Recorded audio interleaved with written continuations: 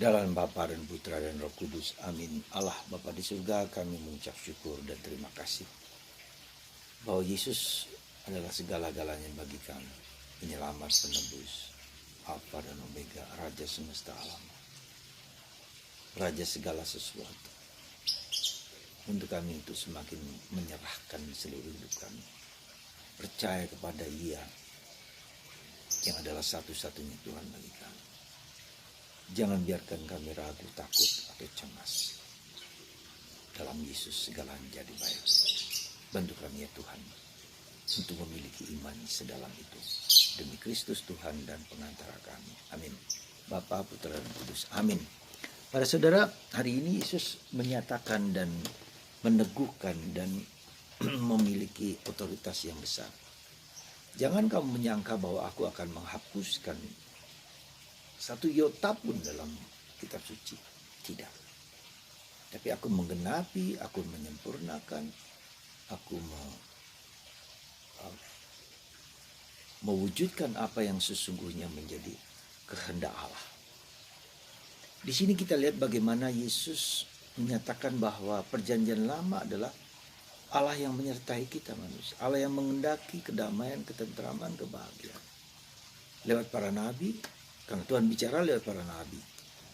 Kemudian sekarang bicara lewat putranya sendiri. Dan itulah Yesus menafsirkan semua rencana Allah ya, dengan kacamata yang lebih sempurna, lebih lengkap. Yaitu dirinya sendiri yang menyatakan, yang meneguhkan, yang menafsirkan apa yang sesungguhnya menjadi kehendak. Karena itulah yang menjadi inti dari seluruh perjanjian lama, kehendak Allah. Ya. Kehendak Allah lewat para nabi. Sekarang kehendak Allah lewat dirinya sendiri yang adalah utusan dari Bapa. Maka kalau boleh saya katakan bahwa, atau memang dikatakan bahwa Yesus adalah satu-satunya Allah yang menyelamatkan manusia, yang menjadi manusia, yang menyatakan apa yang menjadi kehendak Allah. Dan tidak bisa salah. Karena Yesus yang menyatakan itu kepada kita. Maka kita juga memiliki kewajiban untuk menafsirkan kitab suci sesuai dengan kehendak Allah. Bukan sesuai dengan kehendakku. Sesuai dengan semangat roh Allah sendiri. Itulah yang menjadi tujuan hidup kita. Mengapa katakanlah ada begitu ribuan denominasi di gereja-gereja, berbagai macam gereja. Karena mereka menafsirkan sesuai dengan kehendak mereka sendiri. Saya baru baca dalam podcast beberapa waktu yang lalu, seorang pengkhotbah terkenal, Benny Hinn, ya, menyesali dasar dari tema khotbah-khotbahnya tentang apa? Tentang gospel of welfare, teologi kemakmuran, dan dia mengatakan itu salah. Karena dia kurang mengalami dan mendalami kitab suci dengan benar dan baik. Dan itu juga banyak sekali orang yang memiliki teologi kemakmuran, teologi uang, teologi harta benda. Padahal Yesus sendiri tidak pernah mengatakan dia adalah orang miskin, orang yang tidak punya apa-apa, yang telanjang. Jadi kita juga harus menafsirkan hidup kita dalam kerangka seperti itu. Memang Tuhan memberikan kemakmuran, memberi harta, memberi uang, tapi itu bukan segala-galanya. Dia tidak selalu memberikan itu. Bahkan mujizat pun dia hindari ketika orang-orang Nazaret minta dia membuat Yesus menyingkir setelah berdoa di gunung. Dia tidak mau memenuhi permintaan orang-orang yang meminta dia untuk datang. Jadi kita bisa melihat, saudaraku terkasih, ada saatnya Tuhan mengabulkan doa kita. Ada saatnya Tuhan juga tidak mengabulkan doa kita supaya kita mengikuti jalannya itu, jalan penderitaan, jalan salib. Ya.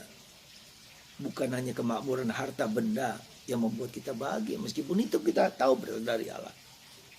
Jadi di sinilah kita bisa melihat kita memiliki kerangka berpikir yang jauh lebih besar. Ya, kerangka berpikir yang jauh lebih besar, yang lebih luas. Bahwa keselamatan tidak tergantung pada materi, harta, dan kekayaan, bahkan kebahagiaan sekalipun menurut Santo Yohanes dari salib. Bahkan pengalaman akan Allah pun itu harus dilepaskan. Ya, todo nada. Karena itu bukan Allah. Jadi perjalanan rohani kita adalah perjalanan yang bukan lagi ya, kepada harta benda. Ya. Pada akhirnya kita lihat Yesus sendiri hanya selembar kain menutupi auratnya, tidak lain. Tapi semua adalah kemiskinan, semua adalah ketiadaan. Dan tradisi Yesuit kita mengenal panji Kristus dan panji setan. Setan bisa menggunakan harta, bisa menggunakan kekayaan, dan bisa menggunakan kehormatan sebagai jalan yang membawa orang kepada kejahatan itu, kepada keberdosaan itu. Tapi jalan kemiskinan, jalan ketaatan, ya, jalan kerendahan hati, itulah jalan Yesus. Jadi kalau kita mau mengikuti jalan Yesus, kita diajak untuk menjadi lebih rendah hati, bahkan sekosong-kosongnya. Kita harus taat kepada Tuhan, kita harus berani menyerahkan segalanya kepada Tuhan. Semoga Anda dan saya menjadikan Kristus segala-galanya, rindu mencari Yesus, menyelami Yesus, memasuki hati Yesus, sepikir seperasaan dengan Yesus.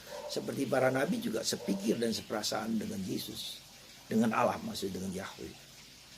Apa yang dia rasakan Allah menjadi dirasakan dirinya sendiri. Itulah semoga Anda dan saya dan kita semua ya menjadikan Kristus segala-galanya dan mencari Kristus dalam semangat kasih yang melimpah. Tuhan memberkati Anda semua dalam nama Bapa dan Putra dan Roh Kudus. Amin. Bapa, Putra dan Kudus. Amin.